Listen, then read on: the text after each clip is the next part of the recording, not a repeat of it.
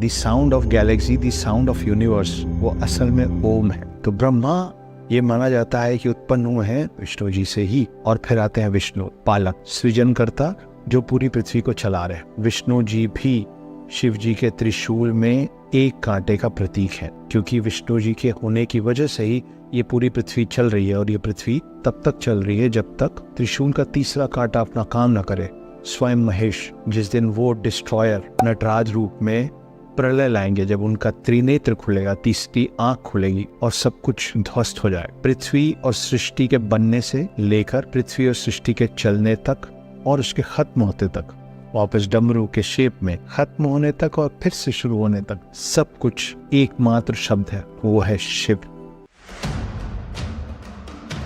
कौन है शिव? शिव सत्य है। क्यों कह रहा हूँ कि शिव सत्य है? आप सोचिए कि झूठ जो है वो कहना पड़ता है, माया जो है वो रचनी पड़ती है, कल्पना जो है वो करनी पड़ती है, पर सत्य के लिए कुछ नहीं करना पड़ता। सत्य सिर्फ है। सत्य के लिए कुछ कहना, कुछ गढ़ना, कुछ सोचना कुछ नहीं पड़ता है। जो सत्य है वो सत्य ही रहेगा, उसको बदला नहीं जा सकता है। तो शिव सत्य है, पर शिव और भी चीजें हैं। और क्या है शिव? शिव शून्य है। क्यों कह रहा हूँ कि शिव शून्य है? आप सोचिए कि हम भारत देश में रहते हैं। भारत देश जो है वो एशिया में है, एशिया जो है वो अर्थ में है, अर्थ प्लैनेट जो है वो सोलार सिस्टम में है, सोलार सिस्टम जो है वो गैलेक्सी में है, और गैलेक्सी जो है वो यूनिवर्स में है। ऐसी कितनी गैलेक्सीज हैं और कितने यूनिवर्सेस हैं हमको नहीं मालूम, और माना जाता है कि ब्रह्मांड अब भी फैल रहा है, मतलब और बड़ा हो रहा है। आप सोचिए कि कभी ऐसा भी तो होगा कि यहाँ कुछ नहीं होगा। मैं अर्थ की बात नहीं कर रहा हूँ, मैं ब्रह्मांड की बात कर रहा हूँ। कुछ नहीं होगा, तो जब कुछ नहीं होगा तो क्या होगा? शून्य होगा। एक समय रहा होगा जब कुछ नहीं